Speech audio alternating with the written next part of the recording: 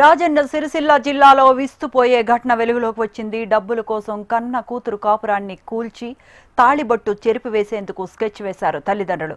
తమకు చెందిన స్థలంలో వివాదంలో ఉండటంతో డబ్బులు చెల్లించేందుకు అల్లుడిని చంపాలని ప్లాన్ చేశారు. ఈ ఘటన వెంకటాపూర్ గ్రామంలో చోటు చేసుకుంది.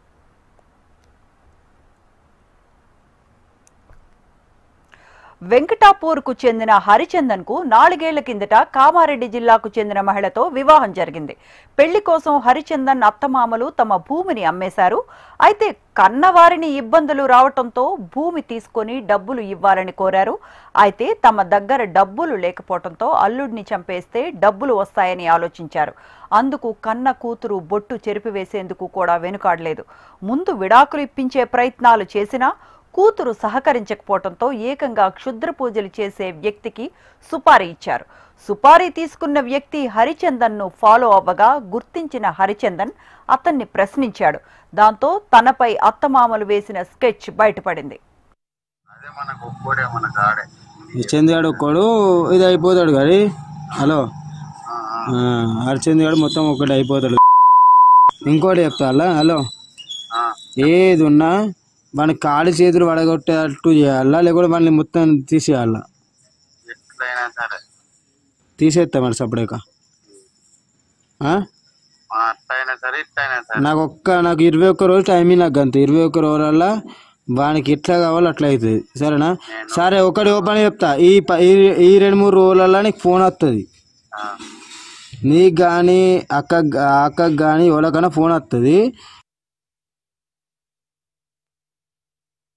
అయితే విషయం ఏంటిదంటే, గత 4 సంవత్సరాల క్రితం నేను కామారెడ్డి జిల్లా మాచారెడ్డి మండలం రాజకాన్పేట గ్రామం నుంచి మ్యారేజ్ చేసుకోవడం జరిగింది. అయితే ఈ మ్యారేజ్ కూడా పెద్ద కుల సంఘం పెద్ద మనుషుల మధ్యలో మాట్లాడుకొని చేసుకోవడం జరిగింది. అయితే నేను చేసుకునే మ్యారేజ్ విషయంలో మా అత్తగారికి సంబంధించిన కొంత ల్యాండ్ వాళ్ళు అమ్ముకొని నా పెళ్లి ఖర్చుల కోసం దానికోసం మా అత్తమ్మగారు అనేటమే తాళపల్లి కవిత అనేటమే అమ్ముకొని నాకు మ్యారేజ్ చేయడం జరిగింది. అయితే గత సంవత్సరం నుంచి వాళ్ళు అమ్ముకున్న ల్యాండ్ విషయంలో వాళ్ళ పర్సనల్ ప్రాబ్లము ఉండి వాళ్లకు ఇబ్బందులు ఎదుర్కొంటారు కొన్న వాళ్ళు. అయితే కొన్న వాళ్లకు డబ్బు మళ్ళీ రిటర్న్ కావాలని చెప్పేసి నన్ను ఏ విధంగానైనా అయితే డైవర్స్ కావాలి, లేకుంటే ఇంకోటి కావాలి, లేకుంటే నేను చనిపోతేనే మా డబ్బులు మాకు వస్తాయి, రిటర్న్ మేము పెట్టిన డబ్బులు వస్తాయి అని చెప్పేసి నన్ను ఒక హత్య చేయాలని చెప్పి కుట్ర పన్నారు. అది గతంలో కూడా నేను దాన్ని గమనించి కూడా నేను కోర్టు నుంచి వాళ్ళకు లీగల్ నోటీసులు పంపించడం జరిగింది.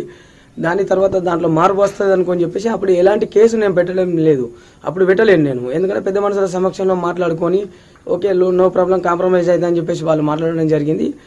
తర్వాత ఏం జరిగిందంటే, మా వెంకటాపురంకు సంబంధించిన క్షుద్ర పూజలు చేసే ఇక్కడ వెంకటాపూర్లో మైండ్ల వారు బాగా ఉంటారు.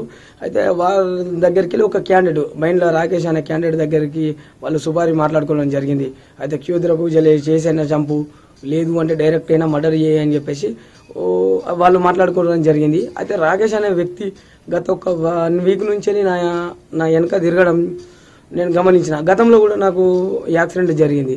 అయితే అట్టి విషయాన్ని నేను నా మైండ్లో పెట్టుకొని ఈ మనిషి నా వెనక ఎందుకు తిరుగుతుండు అని నేను అతన్ని గట్టిగా నిలదీయడంతో ఉన్న విషయం ఆయన భయపడి ఉన్న విషయం బయటకు చెప్పడం జరిగింది.